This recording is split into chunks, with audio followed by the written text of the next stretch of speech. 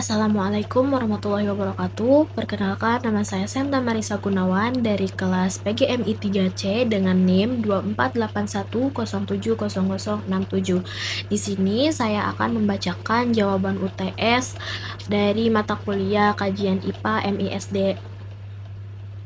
Soal yang pertama yaitu nomor 1. Sebagai calon guru, Anda mengajak siswa kelas 5 untuk observasi di halaman sekolah.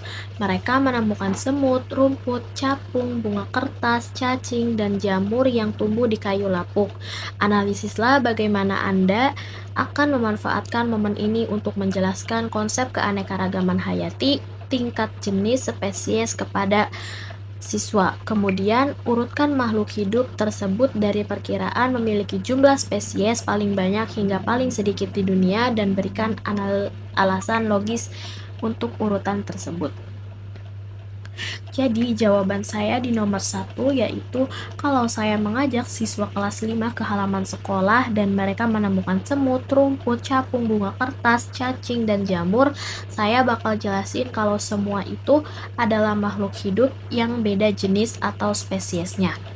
Saya akan bilang gini kepada anak-anak. Anak-anak, lihat deh, di sini ada banyak makhluk hidup yang berbeda-beda. Ada hewan, tumbuhan, dan jamur. Nah, perbedaan inilah yang disebut keanekaragaman hayati. Karena kalau disuruh urutin dari yang paling banyak di dunia, urutannya yaitu semut, rumput, cacing, jamur, capung. Semut paling banyak karena hampir di semua tempat ada. Logikanya, semut kecil mudah berkembang biak dan makin banyak jumlahnya.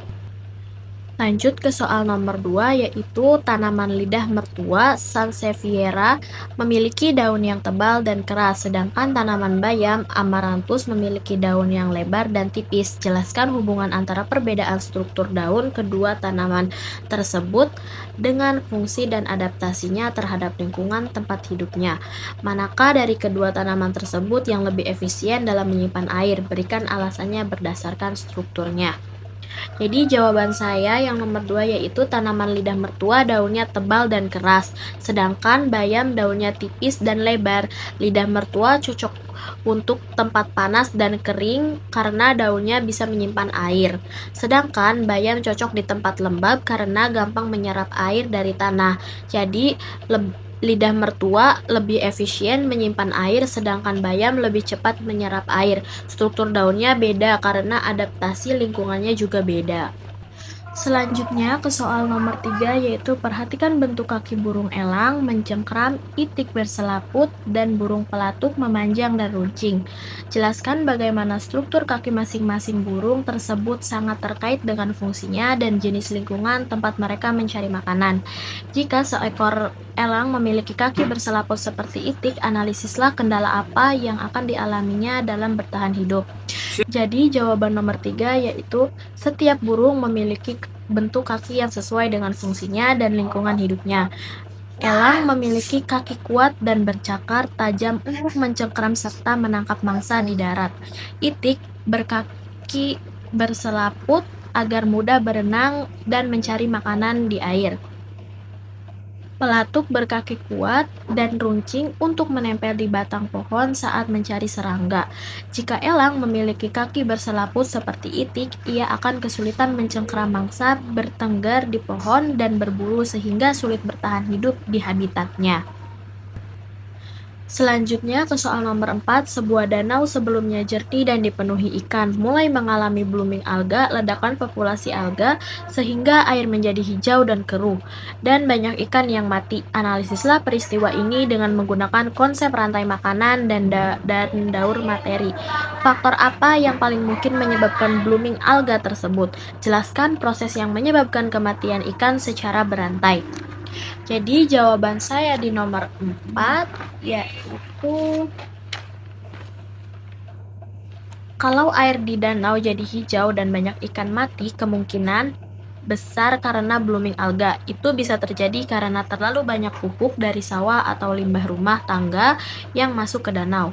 Pupuk itu banyak mengandung zat hara seperti nitrogen dan fosfor yang bikin alga tumbuh subur banget. Alga yang terlalu banyak akhirnya nutupin permukaan air. Cahaya matahari tidak masuk ke dalam air, oksigen di air habis, ikan pun mati karena kekurangan oksigen. Lanjut ke soal nomor 5, pemerintah daerah berencana mengubah sebagian kawasan hutan mangrove menjadi area tambak udang intensif dengan alasan meningkatkan pendapatan ekonomi masyarakat. Bandingkan keuntungan ekonomi jangka pendek dengan kerugian ekologis jangka panjang dari rencana ini. Kemudian, usulkan sebuah strategi kompromi solusi alternatif yang dapat memenuhi kebutuhan ekonomi tanpa menghancurkan ekosistem mangrove, dan jelaskan mengapa strategi tersebut lebih berkelanjutan. Jadi, kalau pemerintah mau mengubah mangrove menjadi tambak udang, jangka pendeknya memang untung karena masyarakat mendapatkan penghasilan. Tapi jangka panjangnya bisa rugi karena ekosistem rusak, air laut naik, abrasi pantai, dan biota laut banyak yang hilang. Solusi komprominya bisa dengan tambak ramah lingkungan, sebagian tetap ada hutan mangrove, sebagian buat tambak. Jadi ekosistem tidak rusak total, dan jadi ekonomi pun jalan, lingkungan juga tetap terjaga. Selanjutnya ke soal nomor 6. Seorang siswa mengatakan, "Bu, usus buntu itu tidak ada gunanya ya? Kata orang itu organ vestigial." Sebagai guru, jelaskan fungsi usus buntu appendix berdasarkan pemahaman ilmiah terkini. Kemudian buatlah sebuah analogi atau perumpamaan yang sederhana dan mudah dipahami oleh siswa SD untuk menjelaskan fungsi dari usus buntu tersebut. Jadi usus buntu dulu dianggap tidak punya fungsi, tapi ternyata sekarang diketahui berperan buat bantu sistem imun dan tempat bakteri baik. Kalau mau jelasin ke anak SD bisa pakai analogi gini. Usus buntu itu kayak gudang kecil di tubuh kita, tempat menyimpan bakteri baik supaya kalau kita sakit perut, bakteri baik itu bisa membantu perut kita menjadi sembuh lagi. Selanjutnya kan soal nomor 7. Dua orang siswa, ada Andi dan Budi, memiliki tinggi badan yang berbeda signifikan.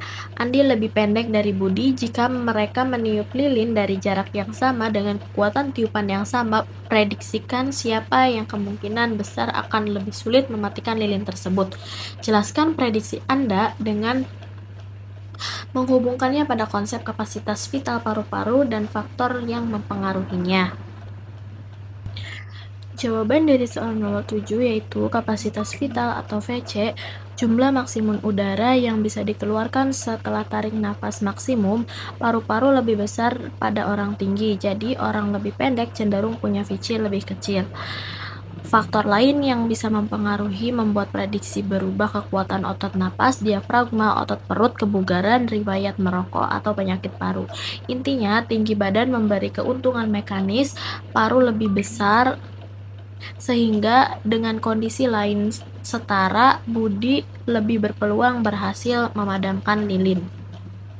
Selanjutnya ke soal nomor 8. Di sebuah kebun sekolah terdapat tanaman kacang-kacangan, ulat bulu, burung pipit, dan laba-laba. Buatlah diagram jaring-jaring makanan dari organisme tersebut. Kemudian analisislah apa yang akan terjadi pada populasi masing-masing organisme jika populasi ulat bulu berkurang drastis karena penyemprotan insektisida. Jelaskan mengapa perubahan pada satu populasi dapat mempengaruhi populasi lainnya dalam ekosistem tersebut. Coba nomor 8. Kalau di kebun sekolah ada tanaman kacang-kacangan, ulat, laba-laba, dan burung, rantai makanannya bisa gini: tanaman kacang, ulat, laba-laba, lalu burung. Kalau satu populasi hilang, misalnya ulatnya banyak yang mati, laba-laba bakal kekurangan makanan, dan lama-lama jumlah burung juga menurun. Jadi semua makhluk hidup saling nyambung dan saling berpengaruh di rantai makanan. Selanjutnya ke soal nomor 3. Bandingkan sistem pencernaan sapi, hewan ruminasia, dengan sistem pencernaan manusia. Jelaskan mengapa sapi mampu mencerna selulosa dari rumput sedangkan manusia tidak, meskipun sama-sama mamalia. Kemudian kaitkan perbedaan struktur dan proses pencernaan kedua makhluk hidup tersebut dengan jenis makanan yang dikonsumsinya dalam kehidupan sehari-hari. Jawaban nomor 9.